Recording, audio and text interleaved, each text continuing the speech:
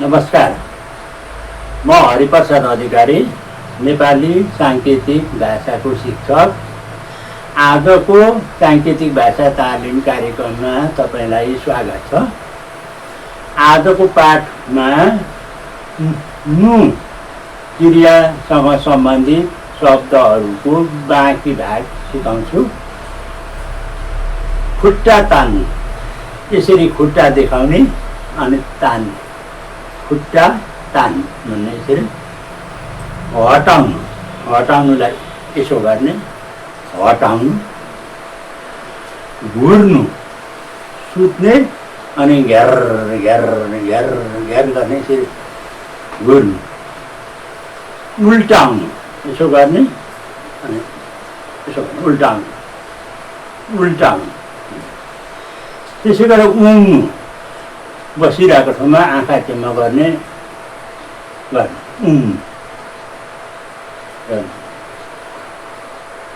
धकेल्नु, यसरी धकेल्नु, अगाडि तिर्नु, यस्तो गरेर धकेल्नु।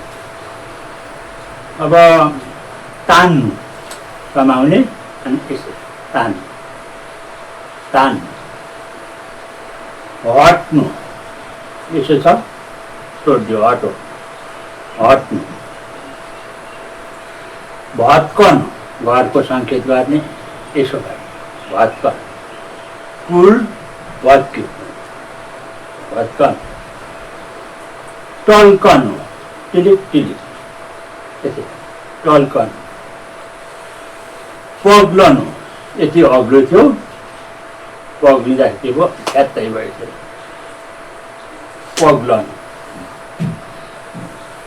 पिरोल्नु, यसरी पिरोल्नु, पिरोल्नु। अब चित चोर्नु, जाँचमा यसो निकालो, लेखो। चित चोर्नु, जाँचमा भन्ने पहिले यसो जाँच गर्ने अनि लेखेर सार्ने, चित चोर्नु। बरखी बार्नु, मरेको ठाउँमा सेतो लाउनु, मरेको ठाउँमा सेतो लाउने, बरखी बार। अनि मुछ्नु गर्ने, पिठो मुछ्नु, हिलो मुछ्नु, माटो मुछ्नु। आँखा झिम्काउनु, आँखानिर दुईवटा औँला लाने, गर्ने, आँखा पनि झिम्काउने, झिमिकको सङ्केत पनि गर्ने। त्यसो गरेर सङ्ग्रह गर्नु, यसो गर्ने, यसरी सङ्ग्रह गर्नु।